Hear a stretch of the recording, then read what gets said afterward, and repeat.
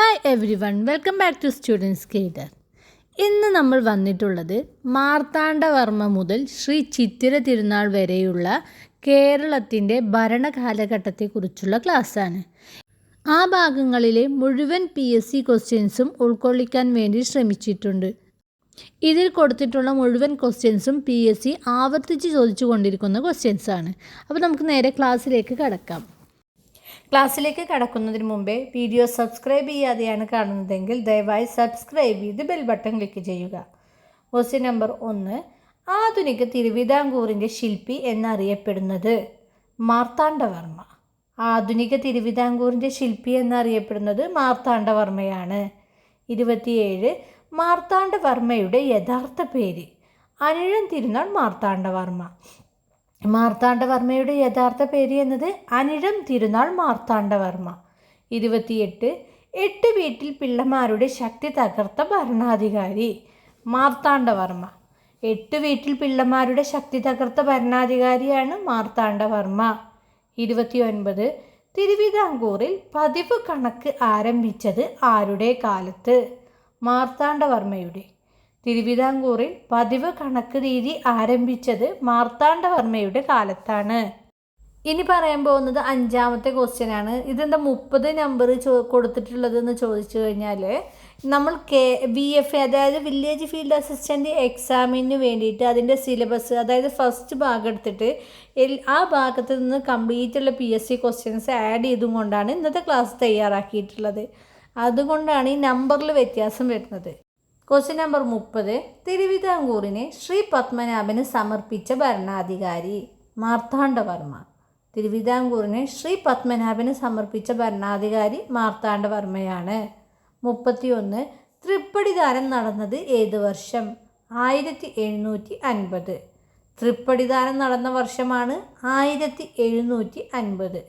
32. മാർത്താണ്ഡവർമ്മയുടെ പ്രധാന ദിവാൻ രാമയ്യൻ ദളവ. മാർത്താണ്ഡവർമ്മയുടെ പ്രധാന ദിവാൻ എന്നത് രാമയ്യൻ ദളവ ആണ്. 33. കുളച്ചൽ യുദ്ധത്തിലെ തിരുവിതാംകൂർ ഭരണാധികാരി മാർത്താണ്ഡവർമ്മ.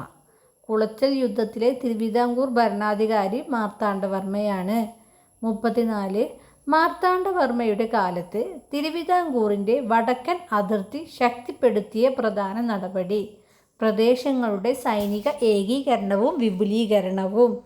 മാർത്താണ്ഡവർമ്മയുടെ കാലത്ത് തിരുവിതാംകൂറിൻ്റെ വടക്കൻ അതിർത്തി ശക്തിപ്പെടുത്തിയ പ്രധാന നടപടി എന്നത് പ്രദേശങ്ങളുടെ സൈനിക ഏകീകരണവും വിപുലീകരണവുമാണ്. 35. മാർത്താണ്ഡവർമ്മയ്ക്ക് ശേഷം തിരുവിതാംകൂർ ഭരിച്ചത് കാർത്തിക തിരുനാൾ രാമവർമ്മ. അദ്ദേഹം തന്നെയാണ് ധർമ്മരാജ എന്നറിയപ്പെട്ടിരുന്നത്. മാർത്താണ്ഡവർമ്മയ്ക്ക് ശേഷം തിരുവിതാംകൂർ ഭരിച്ചത് കാർത്തിക തിരുനാൾ രാമവർമ്മയാണ്. അദ്ദേഹം തന്നെയാണ് ധർമ്മരാജ എന്നറിയപ്പെട്ടത്. 36. ധർമ്മരാജ എന്നറിയപ്പെട്ടത് ആര്? കാർത്തിക തിരുനാൾ രാമവർമ്മ. ധർമ്മരാജ എന്നറിയപ്പെട്ടത് കാർത്തിക തിരുനാൾ രാമവർമ്മയാണ്. 37.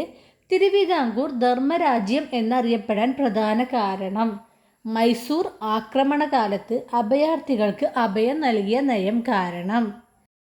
തിരുവിതാംകൂർ ധർമ്മരാജ്യം എന്നറിയപ്പെടാനുള്ള പ്രധാന കാരണം മൈസൂർ ആക്രമണകാലത്ത് അഭയാർത്ഥികൾക്ക് അഭയം നൽകിയ നയം കാരണമാണ്.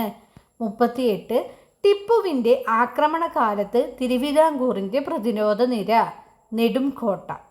ടിപ്പുവിൻ്റെ ആക്രമണകാലത്ത് തിരുവിതാംകൂറിൻ്റെ പ്രതിരോധ നിര എന്നത് നെടുംകോട്ടയായിരുന്നു. 39. നെടുംകോട്ടയുമായി ബന്ധപ്പെട്ട തിരുവിതാംകൂർ ഭരണാധികാരി ധർമ്മരാജ. നെടുംകോട്ടയുമായി ബന്ധപ്പെട്ട തിരുവിതാംകൂർ ഭരണാധികാരി ധർമ്മരാജയാണ്. 40. കുഞ്ചൻ നമ്പ്യാർ ഏത് ഭരണാധികാരിയുടെ സദസ്സുമായി ബന്ധപ്പെട്ടിരിക്കുന്നു? ധർമ്മരാജ. കുഞ്ചൻ നമ്പ്യാർ ധർമ്മരാജ ഭരണാധികാരിയുടെ സദസ്സുമായിട്ടാണ് ബന്ധപ്പെട്ടിരിക്കുന്നത്. 41. രാമപുരത്ത് വാര്യർ ഏത് രാജാവിൻ്റെ കാലവുമായി ബന്ധപ്പെട്ടിരിക്കുന്നു? ധർമ്മരാജാവിൻ്റെ. ധർമ്മരാജാവിൻ്റെ കാലവുമായിട്ടാണ് രാമപുരത്ത് വാര്യർ ബന്ധപ്പെട്ടിരിക്കുന്നത്. 42. തിരുവിതാംകൂറിലെ ആദ്യ വനിതാ ഭരണാധികാരി ഗൗരി ലക്ഷ്മിബായി. തിരുവിതാംകൂറിലെ ആദ്യ വനിതാ ഭരണാധികാരി ഗൗരി ലക്ഷ്മിബായി ആണ്. 43. തിരുവിതാംകൂറിൽ അടിമത്തം നിർത്തലാക്കിയ ഭരണാധികാരി ഗൗരി ലക്ഷ്മിബായി. തിരുവിതാംകൂറിൽ അടിമത്തം നിർത്തലാക്കിയ ഭരണാധികാരി ഗൗരി ലക്ഷ്മിബായിയാണ്. 44. 1817 പ്രാഥമിക വിദ്യാഭ്യാസം സർക്കാർ ഉത്തരവാദിത്തമാക്കി പ്രഖ്യാപിച്ച ഭരണാധികാരി ഗൗരി പാർവതിബായി.